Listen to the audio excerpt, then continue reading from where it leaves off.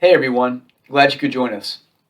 We're going to continue our study of revisiting the Nativity story.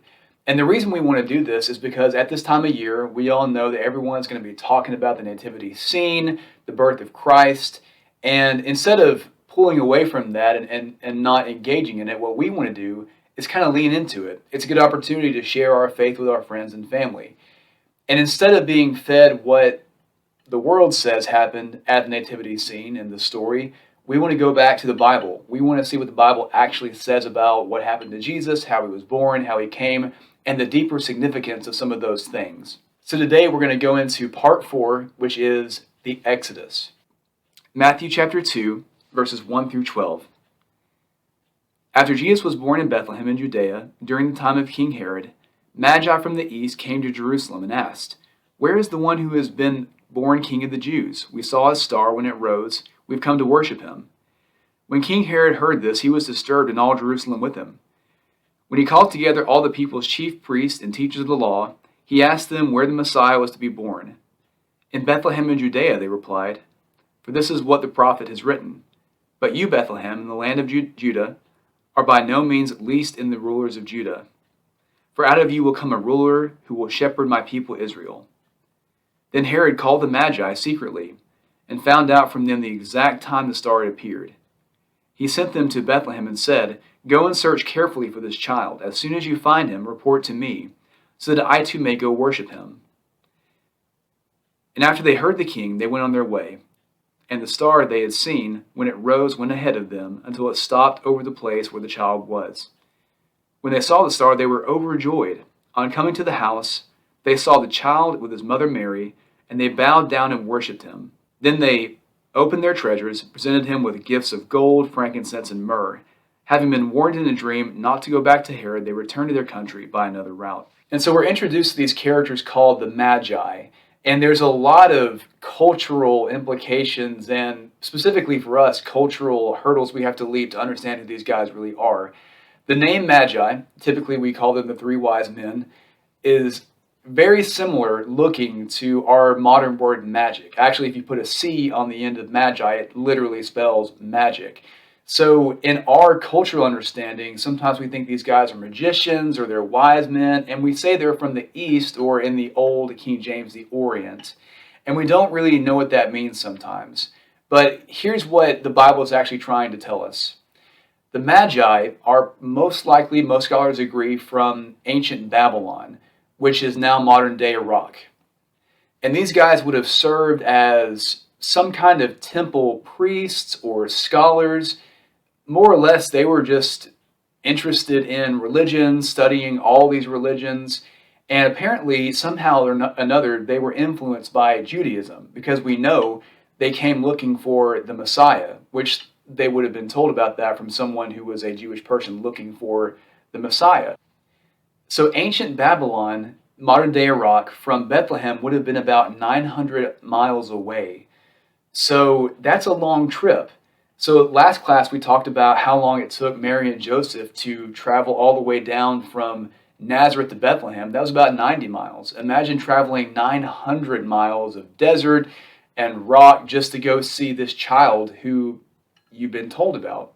So in Ezra chapter 7 and verse 9, Ezra, who was a priest, was charged with taking the Israelites from Babylonian or Persian captivity all the way back to Jerusalem, their homeland.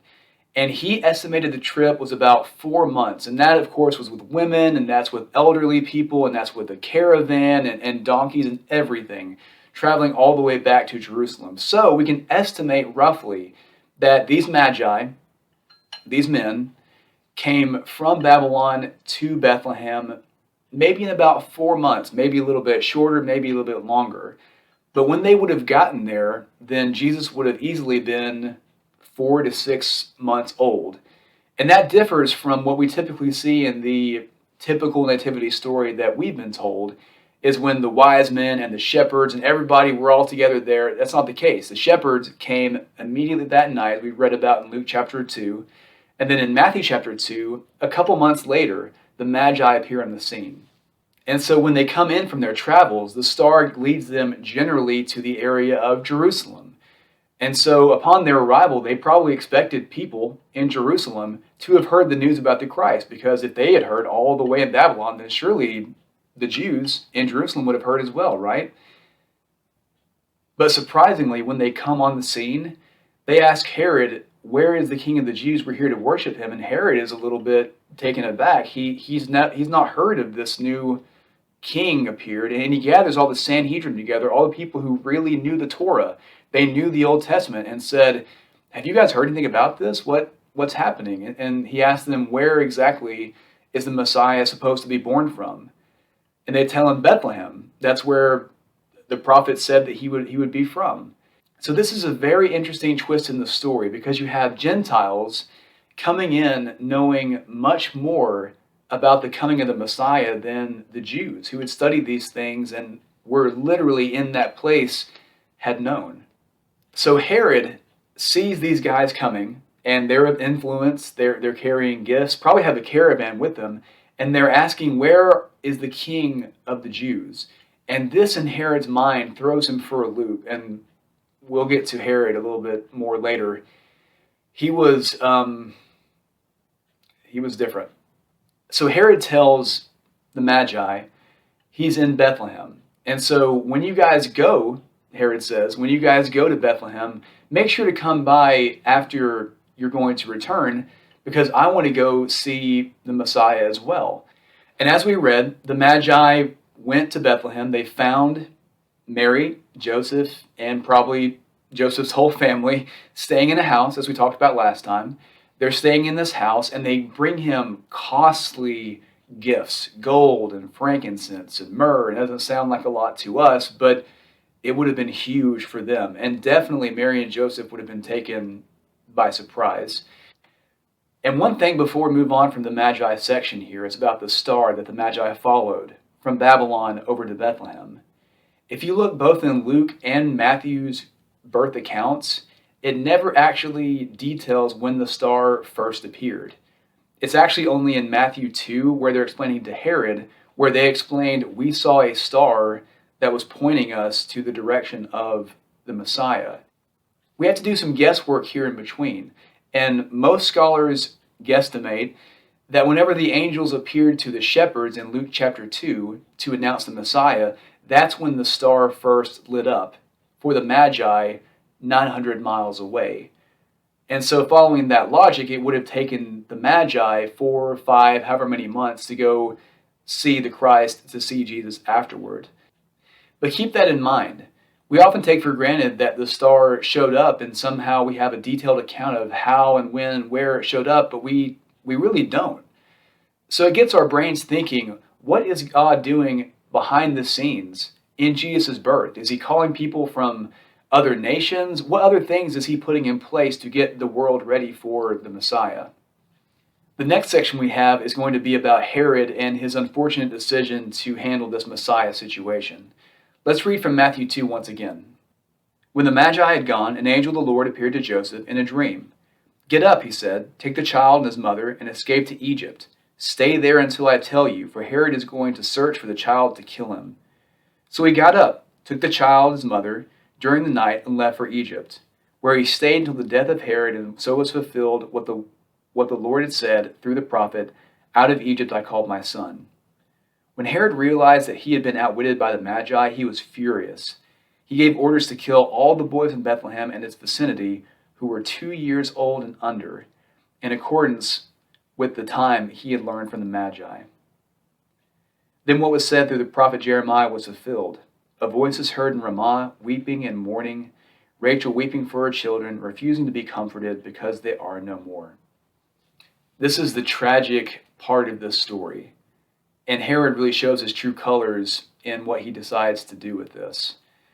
So he is so paranoid that not only does he decide to go to Bethlehem and examine these things, he just decides to cover the entire region, the entire almost hillside of Judea, and decides to kill every boy 2 years old and under. Now remember, Jesus would have been maybe 4, 5, 6 months at this time, that old.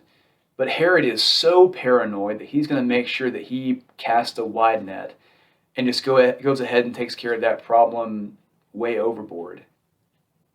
If you were a first century reader, after reading this section of scripture, you would be getting heavy Egyptian vibes. That's why we call this part of the study the Exodus. Because in Exodus 1, it starts out with Pharaoh being very concerned about the growing Hebrew population. So what he decides to do is kill all the boys under a certain age, throw them in the Nile River. That's where we get Moses and his story. So a couple of things probably going on in Herod's mind when he hears that a new Messiah is here. He thinks, number one, this is my throne, this is my country. But number two, maybe he thinks, what would Rome do to me if they found out that I let someone be born king of the Jews? Am I usurping Rome's power and authority? Either way, whatever Herod was thinking, there's no excuse for what he did. Let's make one more point before we move on from this section. Matthew here is trying to create a contrast of reactions to hearing the news about Jesus, the coming Messiah. You remember back in Luke chapter 2, shepherds were ecstatic to hear this news about the Messiah, and they dropped what they were doing, ran to Bethlehem, saw Jesus, and they left rejoicing, jumping up and down, telling everyone they could find about this coming Messiah. It's amazing. This thing we waited on forever is here. And then in Matthew chapter 2, you've got these Gentiles who were living in another nation, completely separate from Israel. They traveled all the way over to Bethlehem just to have a chance to see the Messiah, making extreme sacrifices, costly gifts to give to him, because they were so excited to be a part of this. And the irony is, when it came to the ruling king over Jerusalem at that point, Herod and his constituents, his court, their first reaction was not to celebrate, was not to praise God, but was to plant a conspiracy. And this is going to be a theme of the Gospels, unfortunately. When Jesus came into the world, those who were humble, those who were poor in spirit, gladly received him. They were desperate. They were waiting for the Messiah forever. And unfortunately, those who were very well versed in the Bible, very familiar with the text, all the traditions, they rejected him. And many even plotted to put him to death. Let's move on to the last section of this study. Let's turn back to Matthew 2. After Herod died, an angel of the Lord appeared in a dream to Joseph in Egypt and said, "Get up, take the child and his mother, and go to the land of Israel, for those who were trying to take the child's life are dead." So he got up, took the child and his mother, went to the land of Israel. But when he heard that Archelaus was reigning in Judea in place of his father Herod, he was afraid to go there. Having been warned in a dream, he withdrew to the district of Galilee, and he went and lived in a town called Nazareth. So was fulfilled what was said through the prophets, that he would be called a Nazarene. So something we overlook about the Gospels is that Matthew here is saying that Jesus would have partly grown up in Egypt. Another part that we often overlook about the Gospel story is that after Herod died, Joseph's initial plan was to return to Bethlehem. Since they had already been there a few years, several months, he thought, I can raise my family here, we can start over here. But when he saw that the other Herod, his successor, was on the throne, he was nervous. And that made him return back to their hometown of Nazareth. So when Joseph and Mary and Jesus returned to Nazareth, Jesus very well could have been a toddler, no longer an infant, but maybe learning to walk. We don't really know. And so the whole story arc of the Nativity story actually covers several months to even a few years. As we bring our study to a close, I want to point out something from Hosea 11:1. And this was ascribed to Jesus in the text we just read. "Out of Egypt I called my son." In Exodus 4, God calls Israel his firstborn. And that was going to be a theme that was going to resonate throughout the entire Bible. God was Israel's father. Israel was God's firstborn. And then that makes sense when God calls for the death of all the firstborn in Egypt. Because Egypt would not release God's firstborn Israel, God was going to take care of all of Egypt's firstborn. So think about the story of Exodus. Hebrews are enslaved, God sends Moses, brings them out. They wander in the wilderness for 40 years, and finally they make it. They finally make it to their destination. Consider what happens to Jesus in Matthew 2 and chapter 3. In Matthew 2, there's a persecution, and so Jesus and his family escape down to Egypt. When the time is right, God brings them back out of Egypt, and then in Matthew chapter 3, we see John the Baptist baptizing in the wilderness. Jesus comes to him, and Jesus is baptized by John the Baptist. And then what does it say right after Jesus is baptized? Where does he go? He goes into the wilderness to do what? To fast for 40 days and 40 nights. Very similar to how the Hebrews were led out of Egypt and wandered for 40 years until they arrived at their destination. So Matthew here is implying about Christ that he is God's firstborn. And all of that is heavily implied just in those few verses of Matthew chapter 2. I hope this has helped you understand the Nativity story, what's happening, the Bible's trying to tell us here. And I hope that when you go see your families, whether it's going to be online or face-to-face, that you can have a more educated, deeper understanding and conversation about the Christ, his coming, and what that means for all of us.